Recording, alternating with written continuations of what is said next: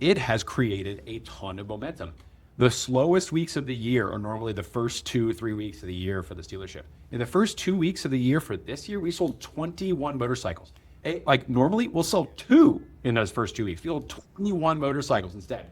And sure, they weren't winners, but there were bikes in there that we made money on because the crazy prices brought people in. And if you walk around that showroom floor right now, the showroom is thin now, and we have bikes all over the place with sold stickers on them. I mean, we have to start re-inventorying again, but we can do it in a way that's like way more healthy than what we started off with when we took over a turnaround.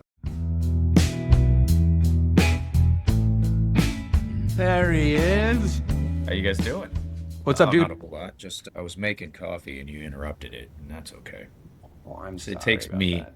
Do you need some coffee? Yeah, dude. I might have a problem, to be honest. I drink too much of it. I had to get off of it whenever I had my store. I mean, we just had the, dual pots going Yeah. all day long, and it was just drinking it all day long. And then I started having anxiety attacks and heart palpitations. I'm like, that's it. I'm OD'd on the fiend, and I'm now off the beam.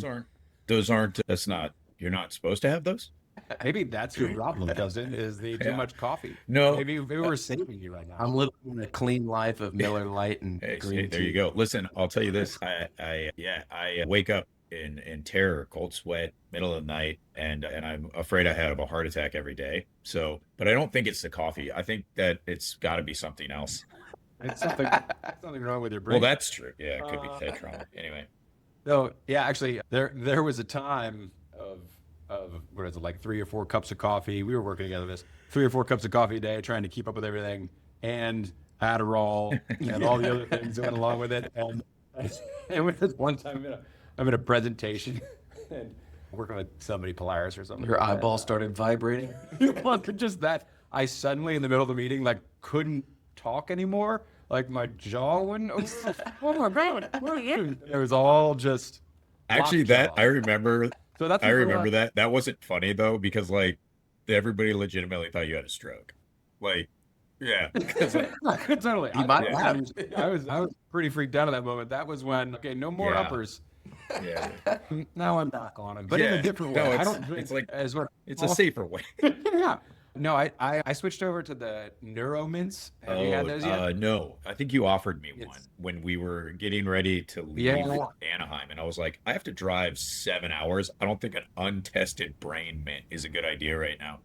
It's a bunch of caffeine, then it's like what L-theanine or something. I don't know what the names of it. Oh yeah, I love that stuff. Yeah, it's great. So L-theanine. let me ask you this. This is, are we recording? Yeah, we are. This is the pod right here. This is it. When I used to do like some supplement stuff pre-40s, right? Like, where like my girlfriend or whoever would be like, hey, we're going to get healthy and we're going to take these supplements. And most of the time it was just like Flintstones chewables, but I never felt anything, right? Like ever. I'd take the numbers, and then like I'd take like vitamins. Yeah. That's the problem. I'm no- Violence I is have no not idea. No, I wasn't in control of my own life. People would like give me things, and I'd be like, yeah, okay, fine. But I never felt any better. But post 40s, I have like supplement stuff that like I have this like mushroom rebuild thing that you take after you work out, and like it's like a mix. What everybody, you're all doing it. Yeah. And you like mix it in. It's like a Yeah. chocolate shake thing, and then I have like a B complement complex, which is all the numbers, and I take those, and I feel like I feel like some sort of superhero, like it's that green juice that gets Really? injected into people to make. Yeah, I feel great. It's really weird, and I think it's because my body is degrading so quickly that just the smallest amount of positive influence can make you feel okay. Well, that reminds me of that one time when we were with John. So I remember we told you this Daniel before. But one time, Justin and I were with a group of other guys. It was John Beldock from Erico Motorsports. It was Matt Nick. and Yeah, Matt and Nick from Monroe Motors. And we were going from the Ducati dealer meeting which was in Yeah. Sardinia. Right? We were going to the Triumph meeting, which is like 2 weeks later in England, in London. And we decided to rent multistradas and ride. We got into Rome. We rode from Rome to Milan. Then we took a train from Milan to Sounds terrible. It was It was a real just the bummer. worst. It was we had so much fun. Also, you learn a lot about different riding styles. Justin rides like everything is flat track. It's like kicked out leg and spinning rear wheel for every single turn. And then I ride road race, so our lines always like continuously crossed. We Oh, did dude. lots of crazy things. But Yeah. Every turn we would cross our lines because we're the same speed. Like and every turn our lines would cross at apex. And so it was just a race to see who, Every turn, it was just going to see a race to who was going to give up first. And like, it was intense. It was so much Exactly. fun.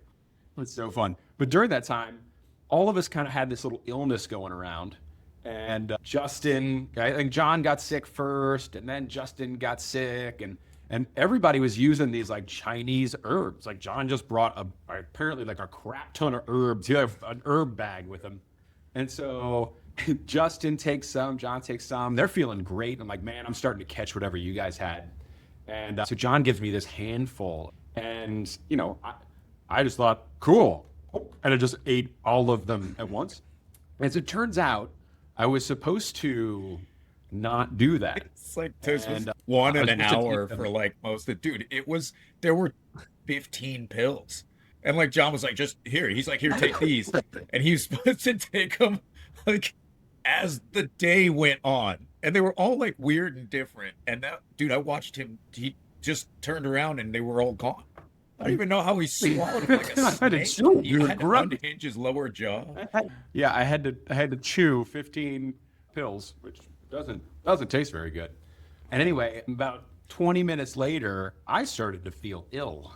And fortunately, all of us our helmets were all connected via intercom. And since we were just hauling ass the entire time, like really terrifying speeds at all times, I wasn't going to slow the team down to throw up. So I would be like in a turn and rip my helmet up, like just enough to where I could still see kind of out of the bottom of the visor, and then throw up off the side of the motorcycle, like in turns as we went. And all those guys, you could see them all like slapping their helmets, trying to like turn off the intercom. There's nothing worse. There's nothing worse, more distracting than like setting up for a turn, looking at like, okay, we're going in, like, don't hit that Peugeot. There's a logging truck up there, and then hear Max go, and you'd be like, oh, the worst. It was the worst. And then we'd check on him, and I would be like, buddy, you okay? And he'd be like, yep, I got it. We're good. So wild, bro. It's a good trip. That didn't happen. That was a great trip. It was great to hear those noises. My favorite part is that in that trip, we all learned the noise that the other one makes right before they die. Yeah. Weirdly, Max will go, "Doop," right before he dies. That's what it. And Beldog's was oops, just calm. He'd say, yeah, you'd hear Beldog go, oops, and you'd look over and he'd be like in a field. There's one time he's turning in front of this car onto a bridge. The car's coming over the bridge, and we're taking a left to try and get on this bridge. It's all this like these sweepers on this mountainside, right? So he's hauling ass into this left-hand turn, and that car didn't see him coming.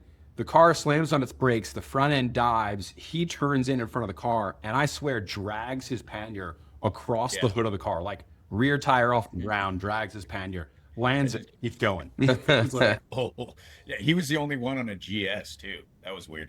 They ran out of multi-stratas, gave him a GS. He was super mad. He's like, I own a Ducati dealer. You want me to ride a German bike across to Italy?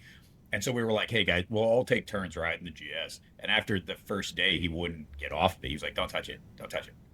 yeah, turns out he loved it. That was one of those things like whenever you're on a bike and you just don't like it, and so you just ream the hell out of it. Yeah. And every now and again, you're like, okay, this bike's all right.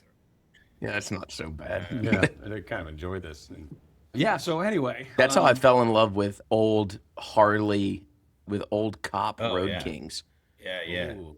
We'd work on them all the time at our shop, and I was like, oh, these things, clutches are always shot. They're garbage. I fell in love with them, just it's ripping yeah, them. just beating them. And like they keep taking it. Just like Yeah, the low center of gravity, yeah. Really fun, actually. Yeah. I mean, Justin, you've got that weird fetish for owning cop cars, so I don't know why you don't have a cop bike. Actually, I think that it is weird. I don't know why. I think they're just here's the deal. With like crappy stuff like that, especially like things that are picked because of their utilitarian purpose, you see it in automotive more, I think, than you see it in motorcycle. But like they got picked for a reason, right? And the reason is because they're good. Now they're maybe not the lightest Yeah, or the you can't count. fastest but they're super capable. They're really tough, and you can abuse the crap out of them because most of the time their price point is so low that you don't feel bad airing a Crown Vic off of a Yes. hill in San Francisco, which I wouldn't know how that Yes. happened. But like yeah, and so like that, that cheap and cheerful thing that Top Gear used to talk about. They'd spend like whole episodes on like really Yeah. inexpensive hatchbacks. I don't Yeah. think there's been the Grom maybe in motorcycles is like probably the closest, but like you've got the old Guzzi Eldorados, you've got the old Harley Cop bikes, the Road Kings, you've got there's some cool old beater bikes that are like just fun to knock around on. Most of them get really small in displacement, but like Yamaha dude, the XS XS 650s. 650 is such a terribly good Yeah. bike. I love that bike. I had one and it's Yeah. awful. Like it's not Yeah. a great bike, but it's so much fun. And you can turn it into Yeah. whatever you want. You're like, "Oh, today I want it to be a chopper." Well, cool. Like get your Salsa off. Great. I think maybe there's some shining stars. I think in the foreign bike market. That's a weird thing to say. I just thought about. All of That's the all bike of the market. bike market. I'm thinking more like Of like the the bike. up and coming, like the Indian and Chinese bike market. I think you're gonna see some things pop out that are like that, like Royal Enfield right now. Oh, Like yeah. we've sold a few Royal Enfields up because it doesn't matter. Oh, yeah, you sure? And Yeah. Yeah. when I was walking around AIM, I was looking at bikes, and there was a couple of even like some of the Chinese upstart companies that are coming in, and I was like, dude, I could cut that thing up. That'd be fun, you know? Yeah. Dude, Yeah. that Royal Gorilla Dude, listen, thing looks like it I was don't want this to become, this isn't a sales pitch, so earmuffs. We don't sell that thing very well, and I don't know why, dude. I don't know why. That bike is So yeah, on the showroom wild, floor. bro. Really It is sold. so One. good. It is so good. Did you guys get to ride it? Yeah. You I haven't ridden it. He I has. you rode got to the go showroom mob floor on it, and dude. spent It is time on it. it is a stupid fun bike, and like some of the features on it and stuff. I'm blown away. We've sold a few, but I ordered a bunch because I was like, man, it's a good bike, and I just don't think people know about it yet. We're trying to make everybody ride it. The white and I love the white one. Yeah, The wheel. yeah, that one's pretty cool. It's a cool. I've been thinking of like Not being able to move inventory. I was going to get to one last exciting thing. Remember when the Triumphs, like the Bonnevilles, let's say like Yeah. Bonnevilles 0708. Oh yeah, the last of the carbureted bikes. Last of the carbureted bikes were the most. I mean, that was when we were building the most fun Yeah, custom 100%. bikes because everything was simple enough. So you're like, I don't have ABS, I don't have fuel injection. I could just like chop stuff up and make really cool bikes. Dude, the 07-ish, the last couple years, the carbureted scramblers. Oh, the scramblers. Only did it 2 years, 270 crank. Yeah, that was Yeah. my favorite one to build. So Yeah. I feel I was just saying, I feel like Enfield took that space really. Yeah. fast. Yes. The Triumphs got better and better. Man. They got closer to BMW, like, and the price point goes up and the quality goes up, and like the bikes Yeah. are rad. The Triumphs Yeah. are incredible, but like it makes it not as easy, like as affordable, and I'm not willing to buy a T120 and cut it up. It makes it like your primary bike Right, rather yeah. than like your secondary little Right, fun. right. And I was Yeah. just going to say that I carried that into the fuel injected age because Triumph did make, so my gold Bonneville's a 13, so it's fuel injected because the fuel injection was so simple, it was basically carburation, and so like, and that's kind Real of good. where I feel because Enfields have fuel injection, they have ECUs, but they don't have CAN bus. Like the second you start talking about putting CAN bus on Yeah. a motorcycle, don't get me wrong. Great motorcycles. They're great. Cars are great. Everything's great. They work really well. But like you kind of want to buy the thing that you want. That's the thing. And you just leave it alone and you can throw different tires on it sometimes. Depends on the traction controls. But like You're talking about Triumph modern classics that were fuel injected that had throttle cables. yeah, exactly. And I think that's a really big distinction is that like you lose cruise control and you lose, and I don't mean just for Triumph, I'm talking about all motorcycles in general, but just as an enthusiast. And I'm okay with that. Like I'll give up some of those creature comforts to have something that I don't have to program out turn signals, right? So like, yeah. Yeah. So, but the good news is for cost savings, because of the price point that they're building to, I think a lot of these other companies that are coming in, Royal Enfield is not an other company at this point, but like they hopefully aren't going to make that jump because it will just be it won't serve their purposes as a company. I hope we'll see, because everybody gets bigger, bigger, bigger, bigger, and then all of a sudden they're making things that have adaptive radar, and it's like, man, come on, like, Yeah, they price themselves out of new riders. They price themselves out of like a reasonable. It's harder to have multiple motorcycles when every single one of them is right. priced And out. then I think it's hard to go back technology wise as a company that's already made that system. So then when you start building price point 100%. bikes like single cylinders, small displacements, a lot of them have TFC displays because you have them. They're cheap. You bought a bunch of them, right? Yeah, might as well. No, I mean, think about the people reviewing these things. I mean, TCF. they're for the most part, it's going to be all about the latest, greatest, the features. And if you start going backwards, then Well, then I mean, there might be a resurgence of this. Like, what does simple look like? And I don't know if it's going to be brands embracing that too. A brand deciding to make a really simple bike. But look at Slate. Yeah. That truck. It's electric. Right? Boogie, woogie, It's- woogie. I don't know if it is made by Amazon, but it is Jeff Bezos. Yeah. But I mean, it's sure. I think so. Or I mean, BlackRock. yeah. Doesn't matter. It's fine. But either way, so it is like an incredibly simple truck, though. Like, it's meant to be utilitarian, inexpensive, easy to get started with, and you get like a modern truck with warranty and all that, and then you can just like do whatever the hell you want to with it, and that's cool. I'm hoping that we find more and more of those opportunities, because I know that at Moto Julia at the dealer lab, John, the GM here, is a bike builder, and he is taking it serious, dude. We're building some crazy stuff right now, but he's doing it with like brand new Scrambler 1200s, like literally cutting the frame apart. With everything left of that motorcycle that we're doing the Triumph global build with right now, is the neck of the frame and the motor. Every other thing he's building from scratch. It's insane. That's so good. I know. He's got a month and a half left. He has a week and a half left. Get it, John. Oh, I was going to A say month and a well, half. Month and a half. So basically, he just destroyed a not Scrambler. much He's better. like, surprise! Here's the Scrambler. It's in pieces. Did I win? Right. But anyway, okay. So let's get into how you solve inventory problems. You could just take them off the showroom floor and cut them into pieces. Apparently, There is a whole subculture of cutting steering stems off of motorcycles. I mean, but I think it's a different. I don't think Wells Fargo will be very happy with that setup. That leads into the we did buy that motorcycle. Disclaimer: we bought the motorcycle to cut it up. Anyway, so yeah, I think the thing that I wanted to talk about today was kind of getting out of an inventory problem is incredibly tough. Major unit inventory problem, a motorcycle problem. And we just came back from Accelerate, and we came back from AIM. And fortunately, we aimed before we accelerated, because that would have been dangerous if we accelerated before the aiming. But we just came back from those conferences. I know it's cheesy, but we just came back from those. And I mean, so much of the conversation, lots of positive stuff, but especially at Accelerate, the conversation was primarily around flooring is destroying us. Like, and I'm not just talking in power sports. Obviously, power sports is a big one. There's a lot of marine people at Accelerate, and they have a conference called Elevate that goes on at the same time. So you elevate, you accelerate, and then you aim. But I mean, we talk about our problems being each motorcycle on that showroom floor costs us between $150 and $200 a month for it to grow roots on the showroom floor. And you start thinking about that, putting it into context of all the other things we pay monthly. $200 a month is a lot for one of your 100 motorcycles in stock, right? We were talking to these marine guys. They're spending thousands and thousands of dollars on flooring interest every single month. I mean, it is a much bigger problem in that space than in ours.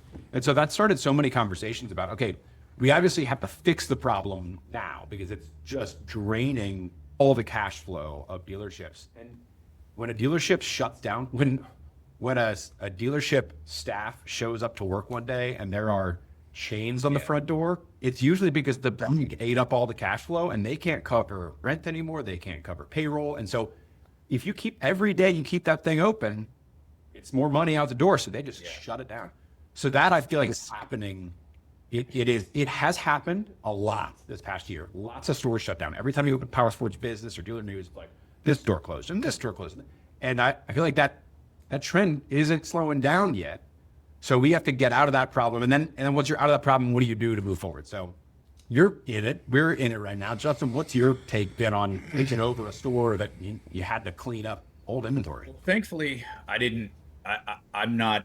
Listen, I'm not in a problem comparative to where you guys are at or what most dealers are dealing with in the industry. My problem was pretty small, and so, Lee, I'm not going to have a lot of input with my current situation. But I mean, in my history of doing this, I have cleaned up and caused a lot of inventory problems just through all the dealerships and the groups and everything like that. And it's an incredibly difficult thing to manage. I think there's two big conversations. How do you get out and how do you stay out is another one. How do you keep from getting in? And I think getting in the problem is something that we spend a lot of time talking about because it's your fault if you're there. Like so if you go to most of the 20 groups, a lot of the forums, if you go to these they'll tell you how not to get like, hey, like focus on not getting in an inventory problem, right? And that's great. And it's great. And you should do it all the time. It happens. It happens. It happens sometimes because it's your fault, sometimes because it's outside influences that still end up being your fault because you didn't react to them fast enough. The problem is the talking about the other side of it, talking about getting out. The reason nobody likes talking about it is because the only answer is investment. And there's creative ways to invest. There's things you can do that are super creative that will. Just to clarify, when you say get out, you mean get out of the hole that's been not get out dug, of. aged, Yeah, aged, aged units, because it's gonna cost yeah, a fortune to yeah. get So out. the problem you have is going to cost you money, and the more creative you get, the less money it'll cost, or the faster you can do it.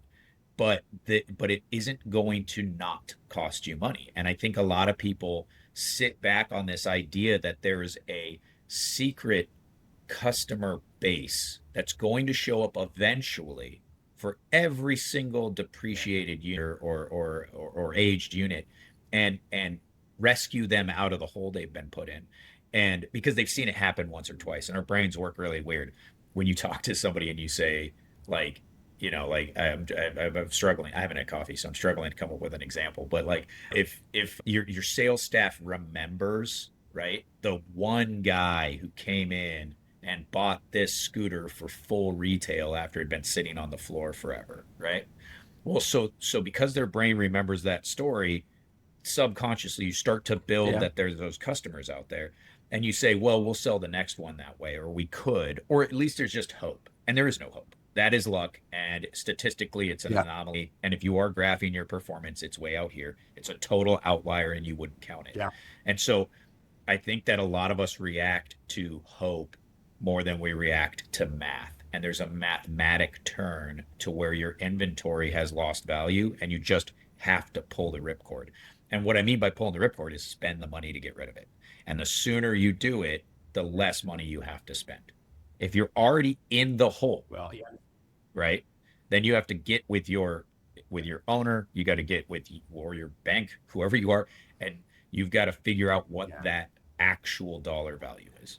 Look, here at when we got in here at Moto Julia, we were hemorrhaging money. We were spending $14,000 a month on flooring interest. Now, that might not seem like a lot to bigger stores or to marine dealers. God, it could be one boat, but it was enough for us that throughout the entire year, it was 14% of our sales collected, or of our like dollars collected through the sales department. That doesn't seem that crazy. Like 7 is what like national average is right now. 7% of total retail dollars through the sales department is usually flooring. We were at 14%, that's twice as bad. But when you look at it as the percentage of the gross profit we created, like the money that's actually going to pay that, it was 170%. 170% of our gross profit. So like, obviously, we're not making any money. We're losing money across the entire sales department. And it was for 12 months. I mean, like, you got to have every other department so dialed in to be able to make that keep happening. And so, like, that problem doesn't go away on its own. Like, it only gets worse and worse and worse unless you rip off the Band-Aid.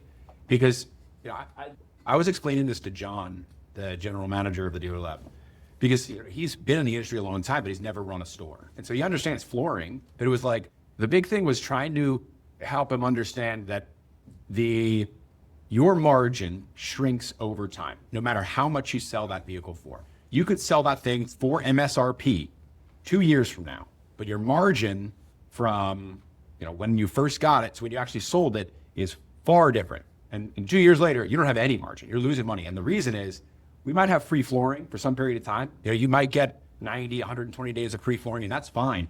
But as soon as that free flooring ends, you're paying interest every month. And if it's 120 or $200 every month, you got to consider that additional cost to the unit. So what you had as margin is now shrinking and shrinking and shrinking and shrinking. And there's some point where those two numbers converge, where your MSRP and cost are the exact same number. And then there's a point where it just keeps going further and further, and your costs go far ahead of what that value of the unit ever is. But then it's not like you can sell a 2-year-old vehicle for MSRP. So like as your cost number goes up, your retail number goes down.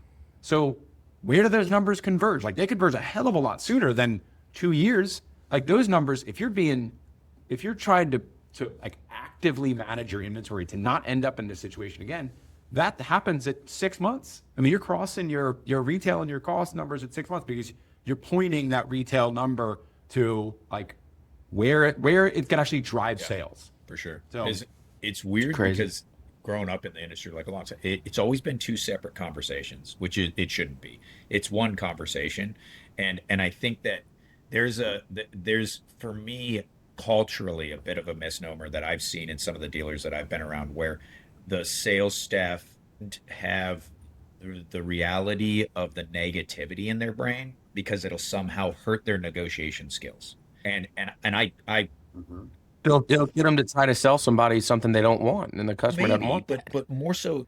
I mean, think about it. I mean, if you are on your inventory and you're hounding your staff about these are the bikes that have to go because they're eating us alive, and you start putting spiffs on the ones that need to go. I mean, I think that could very easily create a poor customer experience. Sure, but what I mean more is that by the time they hit that list, they're already a problem. They're already gonna cost you money. Because when you talk to a sales manager about 6-month-old inventory, right, you don't talk to him about it's a problem. You talk to him about make sure that you go through all the sales steps, make sure that you give them a show, make sure you call them back. Are you doing your alpha? You're trying to build profit, right? You're trying to maintain margin. So like, why would they buy from us instead of somebody else? We don't want a discount. We're not discounters, right? We want to build this extremely good experience so you can get full retail for the product. But at 6 months, it's not on a heat sheet. It's not on a get rid of it sheet. That's a year-old bike at that point. It's already a problem. You're already paying the money. And if they're behind in sales, some of us by, there's some of us are behind by sales by 50% of what we used to be like back in the day, right?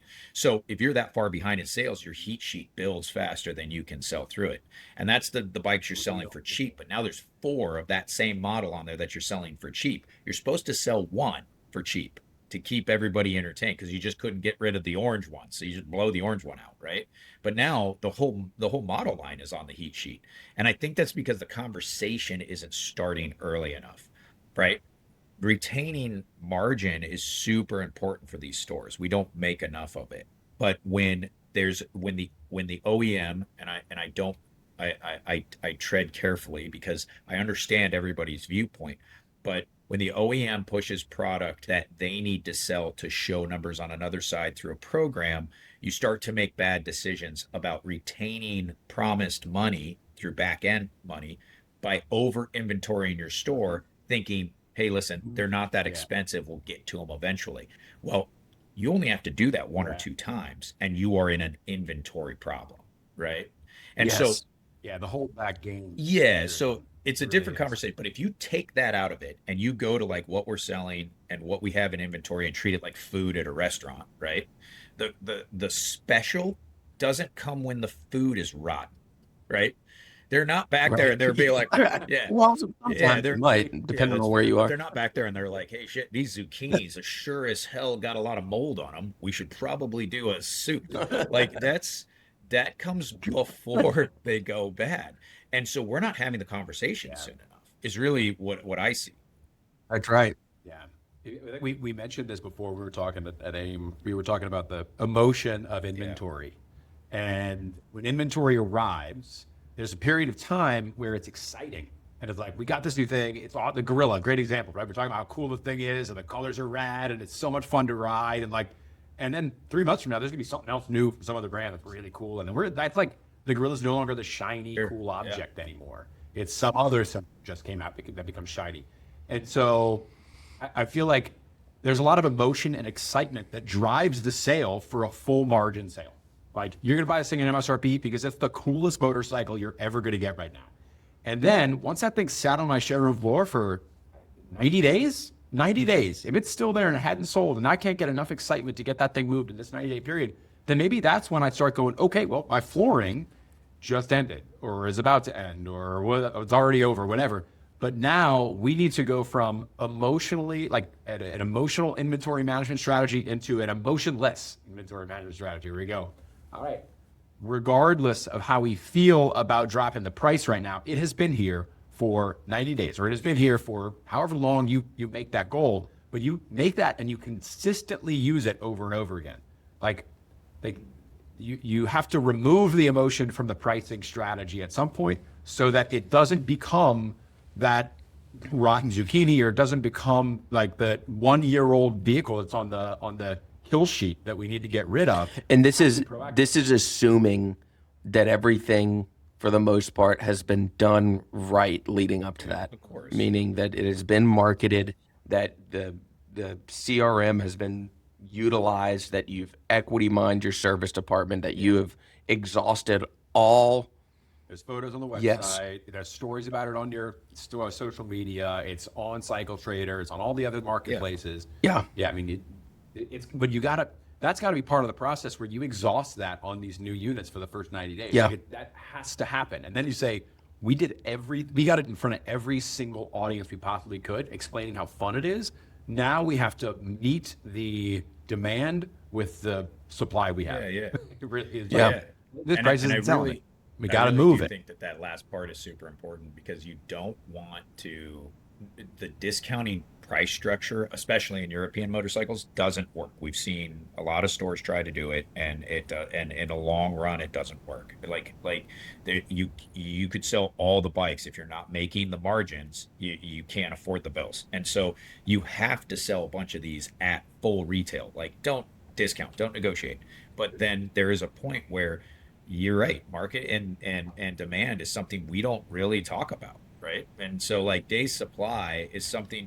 This is a cool, that Benz and bow ties guy. Like, I watch him, on Instagram. Oh, yeah. I watch him every now and again mostly because of the math of what he's talking about, right? Because the auto industry does it a little different than we do in the motorsports industry. But like, because they're working, You talking about the finance with the guy? bow tie, Or So they're talking about leasing these cars and trade equity, and it's a bigger math problem. I mean, at this point, they're buying houses, right? They're $100,000 cars. There's like a lot of, and so what model of car you're looking at doesn't necessarily matter, because they'll be like, oh, well, don't put them in that one, put them in this one, because like the people are just trying to get the math to work.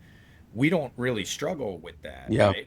But they talk about, while they're valuing used bikes, even talking about new bikes, while they're valuing used cars and talking about new cars, they talk about how many are available within a certain range around them. And that's like he's like, oh, there's only 4 of these within 500 miles. Like, and that's a value holding. That's what he says. We're not dealing this. But then on a trade-in, he'll also say, there's 1,000 of these within 40 miles. It's like, we're not giving him over market value because the market is flooded with them. We don't do that. We very easily could with tools like listen, Moto when Hunt. I say we there's don't. probably somebody who's listening to this podcast who's like, that dude's an idiot. Of course we do that. We don't do that, bro. We do it all. We don't do that. None of the people that I talk to on a regular basis are consistently using tools to find out what their market actually looks like, other than what the OEM tells them, and I think that's a crazy thing. I mean, we have to order a year in advance. We have to guess what's going to happen to the economy and what's going to happen in the market for the most part. And then while we're taking in trades and also doing deals to sell stuff. We're literally just going off of if we feel like it's worth it. Yeah. Yeah. Would we ride that motorcycle? Sure. Would I pay $8,000 for it? This guy's offering me 75. That's ridiculous. No data at all. None. Other than, is it enough margin for me? Like, right? Can I make money? Is there another customer I can replace it with based off of my CRM that has the data that's been inputted by my staff? So right, right. So no, no, not that it's not good, You know what? but like, can I replace this customer or this motorcycle has always been the conversation. So can I replace this customer? I'm going into a database that's completely biased because it's only my customers. I'm searching to see if anybody's looked for it. And then I'm trusting that my salesperson over or underselling that other person's interest. So now it's a shot in the dark. Should I take the deal? Shouldn't I take the deal? Yeah. You know what's funny? Yes, running these models, running your inventory pricing and how long you're going to hold something, how good it feels to hold on to this thing instead of selling it, that worked effectively 20, 30, maybe 10 years ago. That's probably based on the data that like the use of data in our industry. I bet 5 years ago, that was still a very reasonable way to manage. Yeah, for sure. And now my consumers, your motorcyclists can be more informed than the dealer really quickly. I could just go online and search it. I can ask ChatGPT, give me the best prices on this. I can go to, a consumer can go to Moto Hunt and look at every single one of them at different prices. Or Cycle Trader, sort by lowest price. Like our consumers know the value of something just as well as we do now. And so you have to go, it has to change from oh no, man, it's really exciting to have this one and to pay full retail for it into what's the reality of what this thing is worth on, and it could be nationally, but you're mentioning regionally, like within this many miles. So yeah, there is value to us being the one that's within a 100-mile radius, but we have to, if you're a dealer and not considering that all the time, are there still dealers not doing that? Which part? I don't know. I'm still in this position where you're recognizing at least what the value of something should be, or the price of the next dealer closest to you, or you're using things like Moto to determine what the value 100%. There's dealers that are not doing that. I don't do it all the time.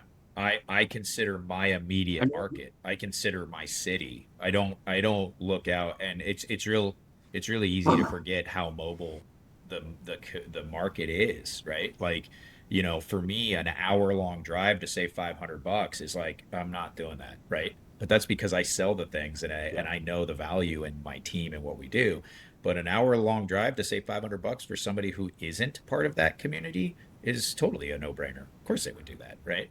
And this isn't about a negotiation conversation with dealers who are pricing things differently around the community. I think it's a cultural conversation with your understanding of the value of your own inventory. Because I still hold to I think loyalty is worth money. I think if you have a good enough show and you have a good enough staff and you really take care of your community, they'll pay more to keep you open. It is way more expensive for me to do business in San Francisco than it is for somebody to do business in Tracy, right? Or something like that. Like, it's just, my rent is higher, right? My staff costs more because they have to eat. And like, so like, I understand that. And I understand that my community will pay extra for that, right? As long as I do as long as the customers that you've had that you can show, because you got to have some real talent to be able to show that in the whatever first hour or so that a new customer comes in. So those loyal customers will pay the MSRP because they know that this is about keeping the community around. But you also still need the vulnerable customers down at the bottom, 30% of your database, to be able to unload the product that has to go to make sure that that's off your balance. I'm not saying that like this is a dealer problem. This isn't a dealer problem. I think we do a good job with all of us. We do a decent job with our show, with our customers and our loyals. We're worth it. MSRP is plus fees. It's all worth it. We're not taking advantage. Nobody's getting screwed. We all know the math. Nobody's getting rich. It's totally fine.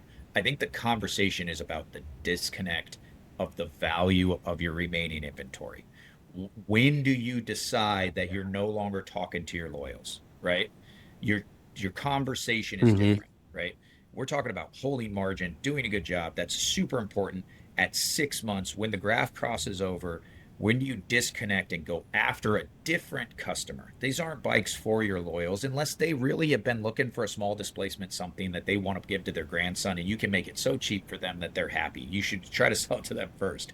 But it isn't about becoming a blowout discount shop. It's about not putting yourself in the inventory situation in the first place, no matter what anybody says to you, no matter what the promises are. You can't do it. And if it happens, how do you quickly, very quickly disconnect from the inventory and get rid of it? And we still haven't talked about the hard conversation about the dollar value of what happens when you take over a store, because that's where this started. What happens when you take over a store that is already inventory problematic, like yours? And what are the options you have? Because when we did the math on your store, and correct me if I'm wrong, but I'm pretty sure it was $250,000-$300,000 worth of cash investment to right size the inventory. Is that right? Yeah. So it was a so there's adjustment maybe on- there's people listening to this that are in that position, right? And I think we should probably nod towards that. What are your options, right? Yeah. And none of them are pretty. None of them, right? No. I think one option is to take a quick ad break so I can take a leak. Oh my God, can we take ad breaks? Because I could go finish my coffee.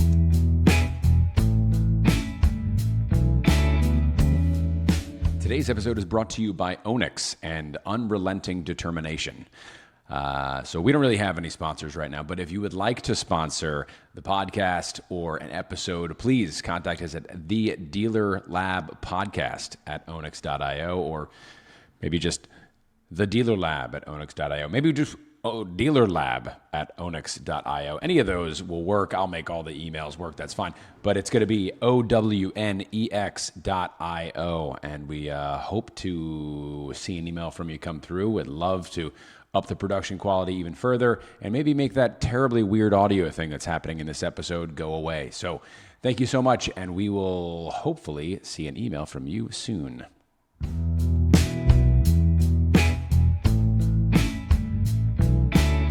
On another note, after our ad break there, we're going to be having a big ribbon cutting ceremony, and we're wrapping ribbon around the entire building. So like literally the whole building is going to have a ribbon around it. And we're going to have like cutting for Onyx's offices, a cutting for like the new face of Moto Julia as the John being the GM, and then a cutting for the Airbnb that is attached to it. Oh man, it was really cool. The Airbnb that we have in the building is going to be a part of, like, not just come stay in New Orleans, you can be there.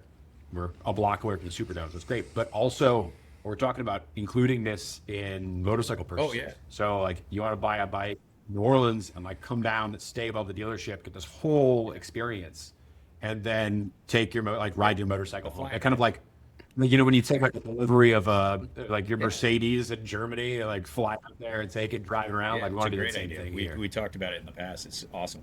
Did you got all the like legal requirements out of the way for the Airbnb, right? Because isn't New Orleans kind of a nightmare for that? Yeah, it is. So the fact that it's like the area that we're in, because we're downtown, and the commercial use of space, we're able to get that. Awesome. So it has been it's been a lot of work to make it happen, but now we've got it, and it's, you know, it's another revenue stream for this store. Now It's you awesome. just got to get John to sell my car, because like anyway. Deal. At least it's stored. No, for that's free. awesome. That's But nice. that turns into not being there anymore ever again kind of thing, real quick. Out of sight, totally. out of mind. Wait a second. I realized I needed a car. I've been down to one car all week. I should just grab that. It's awesome. I don't Be know. careful though. I don't know why I The didn't front think of end that. needs a little bit of work. I'm just saying, and it's dangerous because it's incredibly fast and sexy. So you know you got to be careful. There's a part where you'll be going down the road, underpants right on the windshield, and then the wipers, they don't get them off, and you can't see. It's decreased visibility. But listen, as a family car, probably a terrible choice. But you could drive it around. Be a lot of fun. All right, I'm gonna go pick that up. Actually, I'm supposed to go get our car tomorrow, so it's too late. Okay, Too well, late already. Yeah. All right. Anyway, so back to inventory.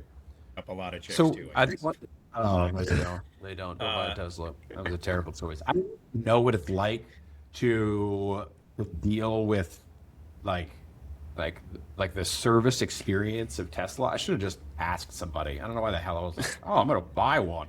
I tell you, Well, it's actually been a good, I like the have learned- service side of it has been a good experience, right? So ish. So the ability for me to at any moment like request service very easily on my phone. So I go into the app, I hit service request. I can describe what's going on. It uses AI to identify what the likely problems are. They automatically order parts to this facility. So like if I say I've got a rattle coming out of the front right and it steers funny or something like that, just an example, it will identify what the likely components are. It will automatically ship it to that facility, and then it will be like placed in a technician car, and they will drive to my house and do the work, and always have the parts on hand if necessary. That is actually really badass. Like it is a very convenient thing, and I think the big difference is it takes away the excuse for me to not want to go to service. So if I have some weird problem with my car, thinking about like shit, having to bring it to the dealership and then drop it off and get a ride home and then do all this other stuff, like all of that disappears because I just go on my app and go boop boop boop, and in like 3 minutes it's scheduled for next week. They're coming to my house. I don't do anything. Like that has been really cool to experience. But there's the advantage of the Tesla service experience is like I don't need to interact with a service advisor. Like I can just get the thing done I need to get done. The disadvantage is that I don't get to interact with a service advisor. I don't have a phone number to call. So like I've got a battery problem on my Tesla right now. It broke down. My wife was driving to the hotel she works at in Florida, right? So we're driving with our two young daughters. She's by herself with her two daughters. I'm in Disneyland for AIM. And anyways, she's on the way. She charges up. Yeah, we're walking in Disneyland. I've got a churro and my Mickey ears on, and he gets a call. I'm like, what happened? We're having a great time. My wife's freaking out. I have not lived that down yet, but like she goes to charge in Mobile, Alabama, and everything's going fine. She goes to start the car back up to drive it the rest of the way to our hotel, which is about like 2.5 hours, and it won't start. And so they had to, pick her up. They had to tow the vehicle all the way to Pensacola. And so anyway, just a giant problem. And the biggest issue is we can't just call a service advisor and go, hey, can you tell me what's going on or when's it going to be done? It's all done through messaging on the app. And as I understand it, the messaging isn't exclusively done from the advisors who are there. It's also done from like Tesla corporate, which sounds nice, but it's also those people don't necessarily know what's happening, boots on the ground. So it's made me realize, in a very expensive way, it made me realize that, yes, the technology suite that they created around enabling customers to book service effectively, like really quickly and be incredibly convenient, also is a detriment when I just want to know right now what's going on, exactly, did the technician show up to work today? Like all those weird little things that like actually slow you down a ton. But I mean, all said and done, yes, you can't talk to the advisor, but it's going smoothly. I mean, it got done. Yeah. It got done. Like I'm just thinking. So my dad, I got the quote. Like I knew the quote. We were still in Disneyland, and you know what happened? Our high voltage battery went out. A $30,000 battery that needs to be replaced in that car. The entire bottom of the car basically gets replaced. I'm outside of warranty, but somehow the battery warranty is a lot longer. Like my overall car warranty is done. Before they even picked the car up, I got a quote for what it's going to be. I mean, it was $0, thankfully, because it'd be on a warranty. But they tell you before you sign anything, before you deliver the car, before like when the guy has to come to my house and replace stuff, before that ever even happens, they go, this is going to be the price of it for everything all done. And that's really cool because it's not like, I don't know, how bad is it going to be? Like it is most of our industry. So that was 2 weeks ago? That was 2 weeks ago. Yeah. So around the same time, my dad's got a new Suburban with their new turbo diesel motor. And about 2 weeks ago, he started hearing a sound, took it to the dealership, supposedly the best service department around, which I guess is relative, and was there for a few days. Then he got a call, bad news. It was rear main bearing failure or something. Catastrophic failure, needs a new engine, no ETA on a new engine. So now it's just like he has to call every few days, like, hey, what's the update? Anything going on? Yeah, we're still waiting. It's like, so there's a pretty apples to apples. Yeah, Like you're he right. has a service advisor, he's a service manager to call. Yeah. And what it comes down to is, okay, now he's calling GM, Well, and GM's calling the that's a dealership, whole and then dealership's calling back that's a whole GM. podcast unto itself. Yeah, Is you've got an OEM operated know. service center versus a dealer operated Yeah. service center, right? Sure. And there's there's and consistency. there's advantages to both, in all honesty, right? Like, but There you know, are, that yeah. direct to consumer thing has its limitations with personality, but they have the ability to send parts that they know they're not going to need to a tech who Exactly. can just send them back, and it's all part of the process because they still That's own it. right. And you know, when you go into a dealer, it's a franchise store, and if they order a bunch of stuff they don't need, their OEM doesn't take it back. You know, and That's right. I mean, you probably have Sure. bigger problems with the Chevy because the motor probably isn't available in a crate form yet, and I mean, what that'll end up Exactly. doing is they'll just give your dad a new car, I would imagine. But yeah, Oh yeah, that's what's going to happen. It's still going through yeah, it the still whole. takes 30 days to start that process. whole You know, process. so. Yeah, Exactly. but Yeah. I think there is a good lesson there with technology and how good it can be and how much it can flatline an experiential sales process. And I think that using really good technology, growing with it, not being afraid of it is super important. But at the end of the day, we used to joke about replacing all of our staff with McDonald's kiosks as what everybody wanted, Mhm. not that we wanted to do it, but it did feel that way for a while. You know, the more and more they were getting like AI on all this stuff involved with auto responders, and it felt like, oh, let's just kiosk the sales staff. And you just, you know what? Maybe one day somebody will try it. Somebody will do it. I don't want to be involved with it. And I think that's the difference, is that even if the technology was there to remove the human element from this industry and guarantee me a chunk of profit, I don't want it. Just doesn't sound fun to me. I don't want to do it. So I'll The kiosk needs to be made for the enthusiastic frontline employee Yeah, yeah, you're right. at the The bottom. AI should be yeah. used to make the job easier for people who Yeah, deal so with the they customer. can deliver That's what their specific show better to more people, right? But yeah, it is an interesting balance because it would be nice to have a person you could call, and soon you will have a person you could call, but that person won't be real, and you'll try to get them to say potato, and they won't say potato. I know this is completely derailed the original topic, but I'm guilty. I like this topic a lot better Well, so It than is a story age, better. age. We don't get to have to fix the I know, inventory. Yeah, I know, because we that's were right These- about the conversation. Here's where we left off. So you have to come up with $500,000, and you have 80 grand in the bank. What do you do? Because that's where we were talking. Yeah, about, is that yeah. the inventory situation's fixed once you're already in it, and it's as bad as it is in some stores. The only way out without assistance through an OEM or something along those lines is money. That's it.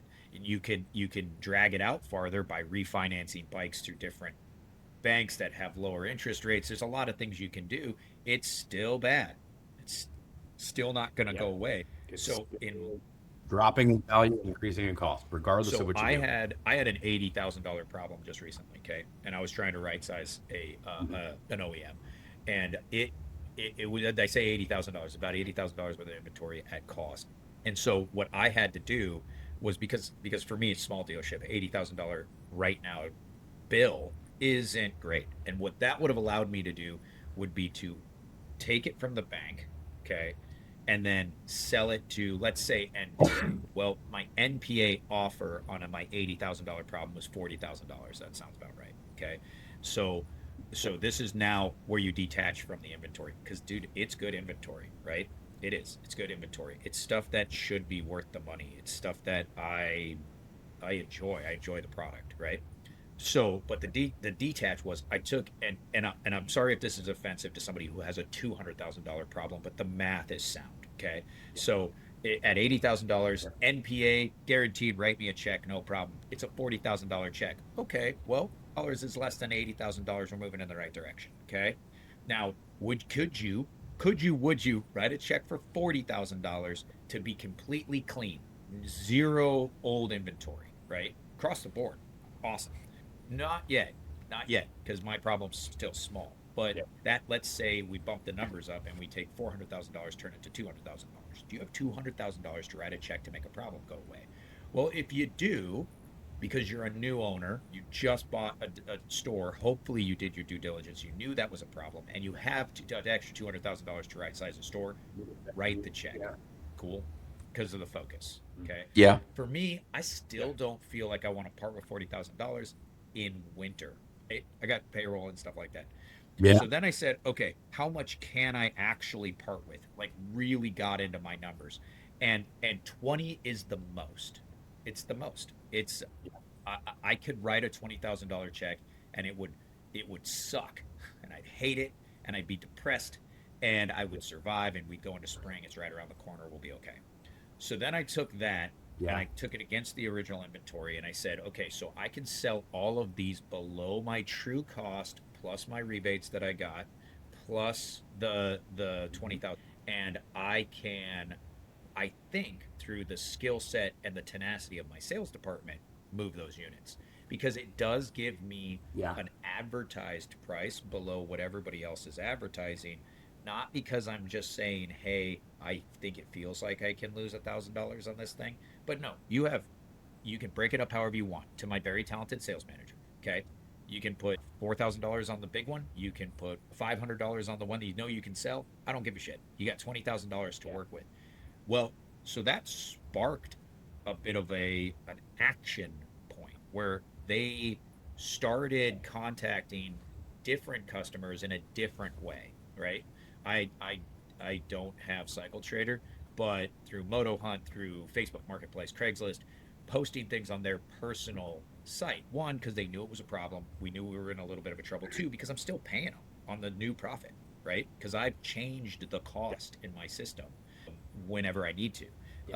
Let me rephrase that. I did not go into my DMS and change the cost, but I am paying them on the profit based off of what my new perceived cost is, right? So he still has the ability to make some money, right? Also, I have a $200 Mini, and at this point, most of those bikes were Minis anyway, so he's just selling them, right?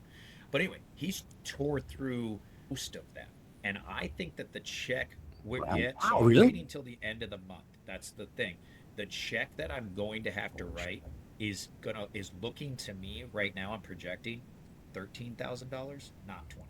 And the bike's right? Because he's selling them. He's selling to customers, and he's dude. We're losing money. $1,300 here, $1,500 there, but it feels good. We're selling to people who weren't planning on buying it. We've got a couple of bikes that are getting momentum. A couple of bikes that are priced so low. We're getting Facebook Marketplace people who don't trust us. They're like, wait a minute, what do you mean? Like, what do you mean it's new? And like my sales guy's like, he's frustrated. He's like, it's a new bike. We're just selling it for cheap. And they're like, well, what's wrong? Is it a salvage title? And it's like, dude, we're a dealer. Come down. And they think they're gonna get like mugged in a parking lot. But like that's okay. I mean, to mug your customers when they come in, it's a really easy way. You don't have to spend any money. You just take the money. That reminds me of a story about Dave Tippy. I don't know if we have time, but I tell that. The guy came in with a bag of. Oh, I'm going to tell the story. I don't even care. Dave Tippy's fine. I think he's still alive. He's fine. If you know, you know. He came in. This guy comes in. This was years ago, like early 2000s. Comes in. He wants to buy a 999 with $10,000 in folding money. And I was like, dude, 999 was 18 grand. I was like, oh, okay, like. There's a great down payment. We can get you finance for the rest. And he's like, I don't think you understand. I have like, and I was like, yeah. And he's like, no, like in money. And I was like, dude, it's a very big. It doesn't matter. Like it doesn't matter how you're paying for it. You have half of what you need. And he storms out. He comes back in and he's got a Ziploc bag filled with money, and it's all like wadded up and it's hundreds and like there's blood on it. So I. Gets all mad at me and he leaves, and I'm trying to help him. I can't. And Dave comes walking over and he goes, what was that all about? And I was like, that guy had like $10,000 in a Ziploc bag, wanted to buy a 999, and I couldn't help him. And he goes, he had $10,000 in a bag? And I was like, yeah. And I was like, he just rode off on a scooter, and that dude just took off running, ran out the front door. And then like 10 minutes later, he came back and he was dripping with sweat, like dude, like the big sweat ring and everything, and he was breathing really heavy. And he goes. And I was like, Dave, what are you doing? And he went, almost got him. Got away. Nobody would have believed him. And I was like, what? chased him down, ran the blocks trying to catch him because nobody would have believed that he had the money, and that somebody who never wore, only Chased wore it down. shorts, chased him down and stole it. Anyway, sorry. Whoop. Okay. Great story. We were talking about the inventory, how dropping the price, coming up with a strategy, and let me make sure that I understand it. You're talking about saying you recognized that you needed to move this product. You're going to take a $40,000 hit if you just sent it to auction, and you didn't feel comfortable taking a $40,000 hit. So instead, you said, "I'm okay with taking a $20,000 hit." So then what you did was you took that concept of a $20,000 hit and you told your staff, "We got 20 grand to play with to make these deals happen." So you can make deals so incredibly attractive that this is going to make a move. And your team came up with some really creative ways. And it looks like now you're only going to have to pay about $13,000 bucks, which you're still paying it on now, but it's working. And you're not even at the end of the month. You could do better than that. We could run out. There are a few that I know we're not going to sell because we had already started trying to build one into a custom, so it's cut up at the garage. There's a couple like smaller displacement bikes that we, even at stupid prices, we have no traction on, which I think is a visibility issue. Also, I think it's a product issue for that particular product. But yeah, there's a chance that I'm gonna have to write a check. But there's a chance that I'm gonna have to write a $7,000 or $8,000 check if everything's sold, right? We'll see. Even if I have to write a $20,000 check, I still don't lose the inventory. I still have the inventory technically, and I can sell it a little bit slower because I'm gonna buy it off of flooring, right? But the plan is so here's, I guess, the insight is that I was able, because I got the dealership with a very healthy inventory. There are some older bikes there that I have to sort out. This is part of that problem. But if you make that move sooner in a more focused way through a mathematical process, not just through a feeling, you are less likely to end up with a $200,000-$300,000 problem because you're talking about right. And so our ordering process is really flawed in this industry, but because Kind of bulletproofs yourself if there's something with the economy coming down the road in a year or something. I don't know why you say that. It's like and so unlike. I'm in the boat of having less inventory is always better than getting every sale. And I know that sounds crazy, but I think it's just by like who raised me in the industry was like it's all very defensive cash flow conversations that we've had, and so having one of every model is so valuable to me, right? Just for the way we sell stuff. Yeah.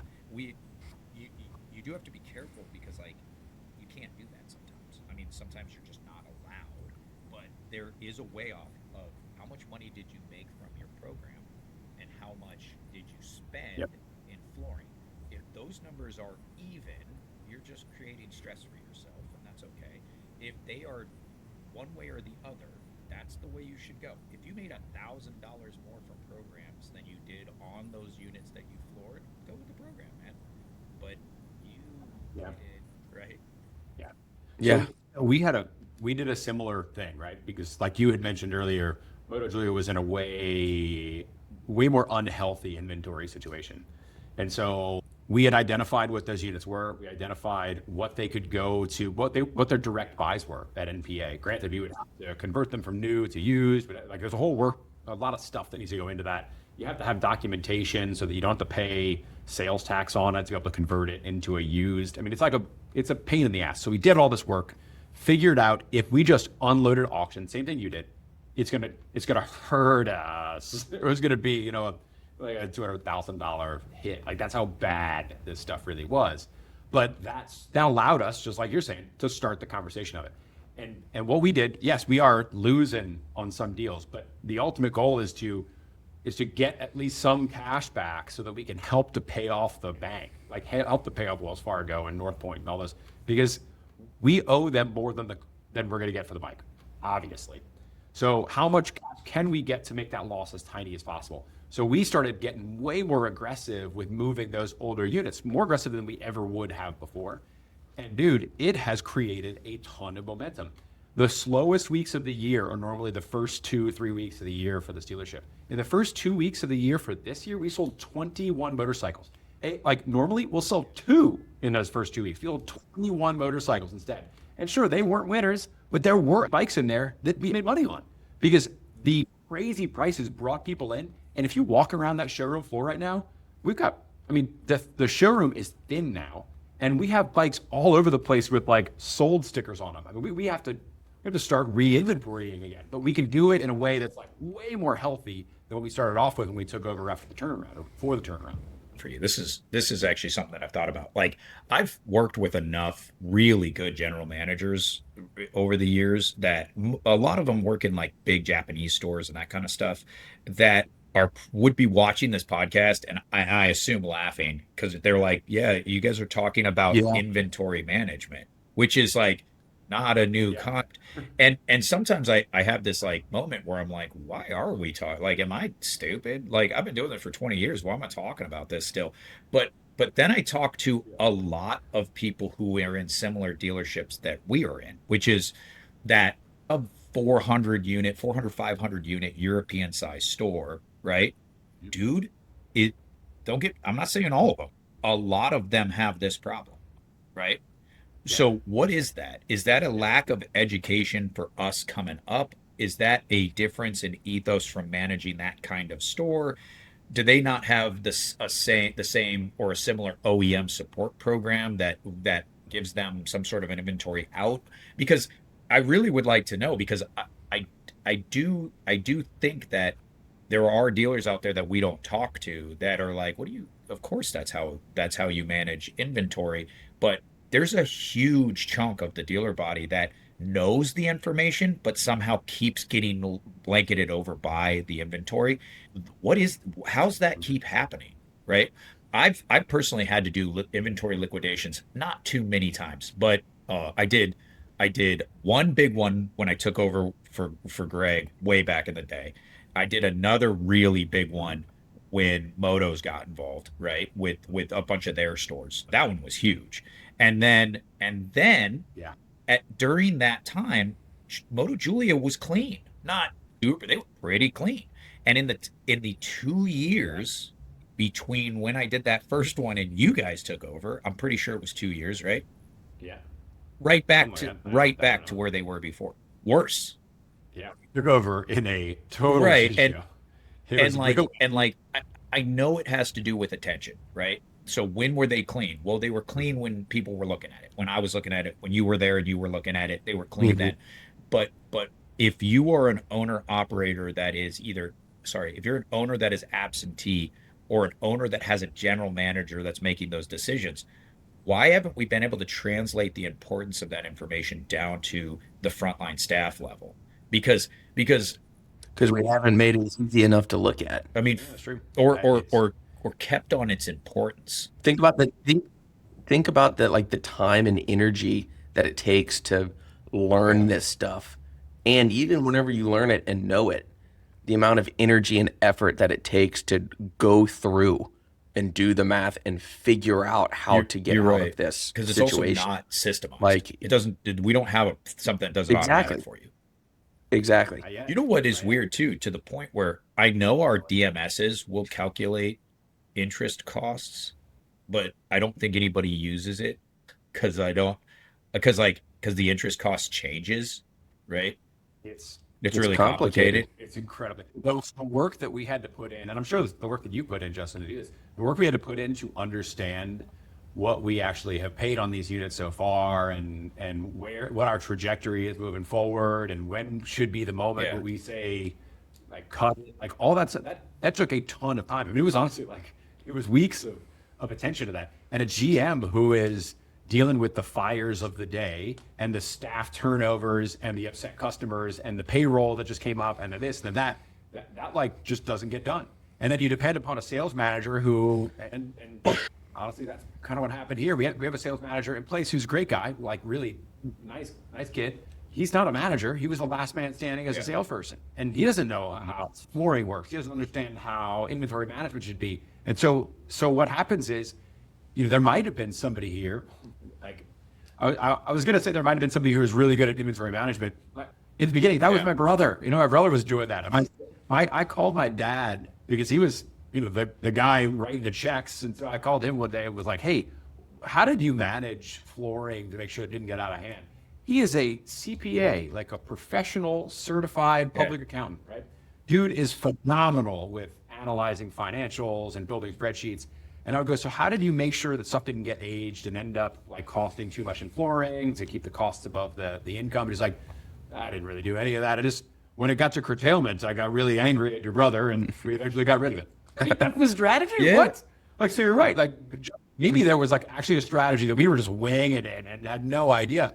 But I know that the majority of stores were still operating like the relationship between my dad and my brother, which was costing me cash. But he yelled and ready to get rid of it. Like, no, and it's wild that whole like, oh well, let's just set the emergency time for a bike at 1 year. Why? What do you mean? Which is way too late. But like, do you know why? It's an easy report to pull. You just pull your long. Exactly. You're 65, man. Get that thing gone. Like you're in trouble now. It's easy, not healthy. It's super wild to look at. I also do, moving to California was a big eye opener for me that this out here, no one keeps their inventory in-house. No one does. We all have external warehouses. And I'll tell you this, you want to see a bike literally disappear, get a non-current inventory. Dude, I've seen at like Marin's Beach Shop, I was going through all this stuff and it was a long time ago. And I found like the way I was sorting my spreadsheet, there was a 2002 and this was like in 2004 or something like that. Or it was a huge spread. And and I was like, what is this? This is like something's wrong with the data. Like in 2020. Sorry. 22 and like 24. It was like a 2-year or 3-year-old unit. I don't remember. But I was searching through the data and I was like, what is this? Is this like not a real bike? And the sales manager was like, I don't know. He's like, well, it's not here. Well, so then I go back in, I like pull the file. We have an MSO. I call the warehouse. It's at the warehouse. It's been sitting at the warehouse for, let's say, 3 years. And I was like, dude, they didn't even know they had it because it wasn't on the floor. I mean, so it's just like a whole nother layer. But that goes to show you how inventory management is so easily, no matter systems you have in place, falls to this, oh, there's a green one. It's over there. Like it's, I mean, so you get, if there is a process that's looked at like once every 6 months. Right. Well, like think about this. You can't just have an arbitrary bike on the floor. You have to have the oldest bike on the floor. But that isn't because it's salesmanship. That's because it won't get sold if it's not on the floor. It's most likely to get sold off the floor. And that's wild because like I know in car dealership stuff, and I think in Japanese stores, because I've seen them do it, they have like old school where they have lists of units, every unit listed off, and then they sort them by not old school, they sort them by date, and then if somebody wants a green one, you just go and circle the first green one, and that's the one you have to sell no matter where it is or what condition it's in. And I mean, duh, but like there's a lot of stores that still don't do that. Obvious. Yeah. I completely agree. And that's just putting steps in place. And this is actually how we manage the inventory now. Not simply get the bikes in and ignore them until we go, that has a lot of dust on it. How long has that been here? Let's look it up. That's what too many stores are doing. And I know that when I ran the store a decade ago, it was still done in a very rudimentary way like that. And we can't do it like that anymore. Well, talking about the model and the process to get out of these horrible situations, and more importantly, once you're out, paint it so that you don't get into the problem again. We've built that process and that model, and we are using it right now in Moto Julia. There is an experiment happening right now. We are currently in the get out of the hole phase. But we sold 21 motorcycles in 2 weeks. Yeah, it's all working. So my concept for my store and the process that you guys are working on is to take the tool, set the crossover, right? Pick an acceptable loss, right? Now I know that sounds crazy, but if I Acceptable loss by by time, yeah. So just say like, okay, I'm willing to. I don't want to. This sounds weird, but I don't want to lose any money, right? But I think that zero is too aggressive for my store. Okay, so to sell the zero, product zero. mathematically by the time it hits zero is too aggressive for my store because By the time, yeah, because I zero. $0 Zero. profit. Just bear with me for a second. Okay, So okay, so I'll find it. it's not a Venn diagram. What is it? Where the two lines cross over? Where well I can't remember the name, but the Intersect. graph intersection. Yeah, it sounded super smart after I said I couldn't remember the name. Where your flooring costs exceed your cost of unit, and you end up making $0 profit. Okay, so Where your cost plus flooring exceeds the retail you yeah, can yeah, yeah. effectively So okay, achieve for so that unit. that's obvious where you sell the bike at that $0 to get rid of it because it's going to go negative after that. I think my sales process. But but that happens if you don't actively adjust the price down. If you don't have a plan for adjusting the price down, that will happen at about 2 years. So that'll happen in about 18 to 24 months is when that cost and the MSRP are going to be. You have to. We know that bike's not going to be as valuable in 18 months. We know it's not going to be as valuable in 6 months. So you have to angle Right. the projection of your But down. that's what I'm talking about. So you say your state. they intersect now as their cost stays the same, but you gotta adjust down the retail so that that intersection happens earlier, but you move the product Yes. before you So I'm spending it all up. about adjusting the price down, right? So okay, Okay. at this point, has everybody seen in this podcast? Have we seen the graph we're talking about? No. I wasn't going to show. No, what I was gonna say whenever we were wrapping this up is it'd probably be a good idea for, not to throw more work on you, do like a little overview of the tool. Yeah. We can put it in the link down below. Yeah. Okay. And it's available. It's available to dealers Signed that up. are joining our Yep. immersion Yeah, yeah. groups and stay on as cohorts. They'll Yeah, get yeah. access. Because to it. so Try I it have out a with this. So we can go to the link, or actually how about this? Because on Spotify and Apple Music and all that stuff, I'm not going to necessarily I might not have that in the link below. So if you go to onyx.io, what we'll do is we'll have immersion things. So if you want to become a group like us or a dealer with us, you do that. I don't know. Click on the link. If you want to be a dealer, go to ownex.io. But I'll also, you're right, I'll make a video and I'll put that on the website so you can go to resources and it'll be available there. Yeah. Okay, so let me try to explain this. No, was saying like, hey, go look at the tool, but here's what my plan is because I've been looking at the tool a little bit lately. Is adjust everything down with a decreasing retail value till you get to $0 profit. Okay, and I'm gonna project out from that to a negative $1,000, so I will lose $1,000, and then readjust So you can make my pricing scale. So I'm not discounting as fast. At what point are you going to do a negative 1,000? Because you can adjust, like if you're adjusting that price, you can aim Right. it to wherever you want that Right. thing So to I'm going happen. to aim my price up so that I am at that my bottom barrel price is at negative $1,000. That makes sense. I mean, I hear you. What happens if that thing doesn't sell at negative at $1,000 loss? But Like, but I've already discounted it that far. So I'm just slowing my discount rate, right? Okay. Because And at what because is it's a it? premium store that has not an inventory problem, that is in an expensive city. And so for me to become the fastest discounter doesn't make sense for my facility. I can't turn the volume that San Jose can turn. They keep their bikes in warehoused at their facility. So for me, I think my team can dig 500 extra dollars out of every customer that comes through. So yes, I'll follow the discounting trend, but I don't want to be the cheapest. And I trust that my No. finance manager can make it up on the back. So for me, the steps of price over time don't need to be as steep for my particular store. Now, if I was in your situation, I would do the opposite. But you see, I think the thing that I would be concerned about is there are 3 numbers for every single vehicle, right? Every motorcycle in your showroom floor has 3 prices. The first price is what you can charge the customer. That, as it gets older, it goes down. Second price is your cost. As it gets older, that number goes up. The third price is what is your like, get it off my damn showroom floor so that the bleeding to the bank stops. And that's your auction price. That's like what you can get at NPA or what you can sell it at wholesale, right? So those 3 numbers are going to always be there. At what point, if you're talking about bringing down the retail price to as far as negative $1,000 loss, because, we could probably make money up on the back.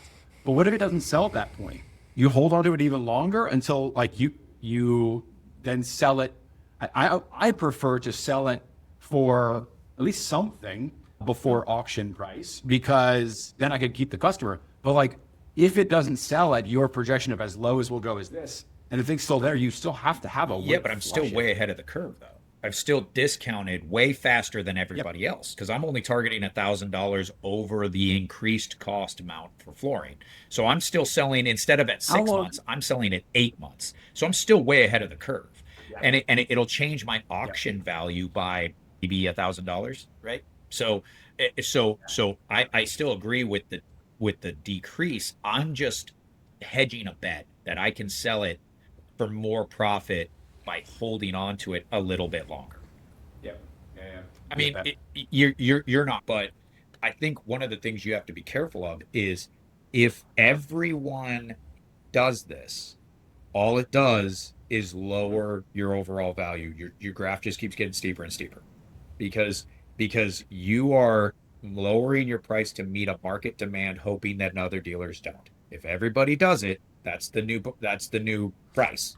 And that's just a psychological. But if everybody is doing it, the customers start shopping based off of convenience, and they will just pick the closest Fair dealer enough, to them. It's not which is what it's not a should work. convenience sell. It's still an adventure-based luxury sell. We're not talking about automotive. No. It is. I'm talking about the convenience of the transaction. Sure. Which every single person wants.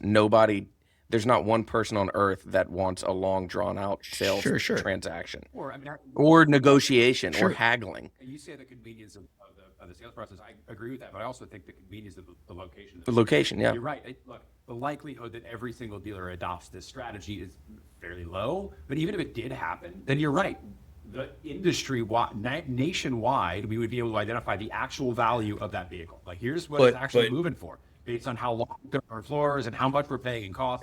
And so then maybe it does drive the customer back to their local dealership because that is the value of that particular bike, which is not what you want for the individual. No, because local what happens dealers? when your OEM ends up not being worth it, right? So you've got here's. Well, that's a major problem. Yeah, no, I agree. I don't think that the conversation is discount as fast as you can. It's discount in a responsible way so that you don't get to a position where you're losing everything. All of your profit is eaten by the bank. I mean, there are much bigger problems that are causing this, right? There are clearly bigger problems of too much product being shoved down dealers' throats. There's holdback that holds my feet to the fire to bring on a bike that I know isn't going to sell here and it's going to end up eating all of my profitability. Like, those are problems that we have to solve as an industry. But we also need to, as a dealer body right now, figure out how to fix the horrible flooring situation a lot of stores are in, pay that stuff off, and make sure that at least until the model gets fixed, we got to come up with a plan that keeps us from getting back into that situation right away. And so we built that tool, and we've referenced the tool a bunch of times in this podcast. And I think that people need to check it out. You don't have to use the tool that we built. It is literally just a way to think through this process. So we can start getting other dealers to start thinking through this with us and coming up with better strategies and trying stuff out, and ultimately like make dealers healthy. And then we start the conversations with OEMs and banks and like, how do we actually like make this a valuable, profitable opportunity, not just like what has turned into this race to the bottom thing for dealers. And we're racing to the bottom because we're unhealthy. Yeah.